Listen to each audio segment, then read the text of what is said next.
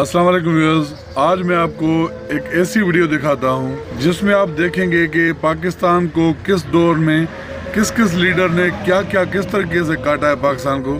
ये पहले वीडियो देखते हैं, उसके बाद बात करते हैं। चलो चलते हैं वीडियो की तरफ।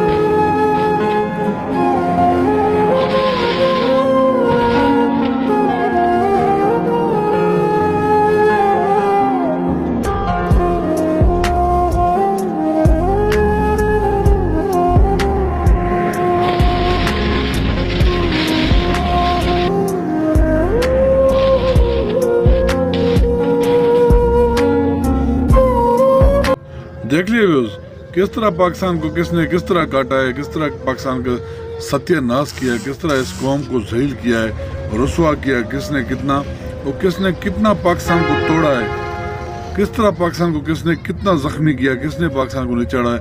ये सारा इस वीडियो में आप देख सकते हैं। वो लीडरान भी ऊपर आ रहे हैं जिसने जितना लूटा है पाकिस्तान को। ये थी आज की वीडियो। ये एक इन्फॉर्मेटिव वीडियो और मोटिवेशनल वीडियो के पाकिस्तान के साथ क्या क्या हुआ है। तो वीडियो पसंद आए तो वीडियो को लाइक और शेयर जरूर कीजिएगा, और अगर चैनल पर नए तो प्लीज़ चैनल को सब्सक्राइब करें। शुक्रिया, अल्लाह हाफिज़।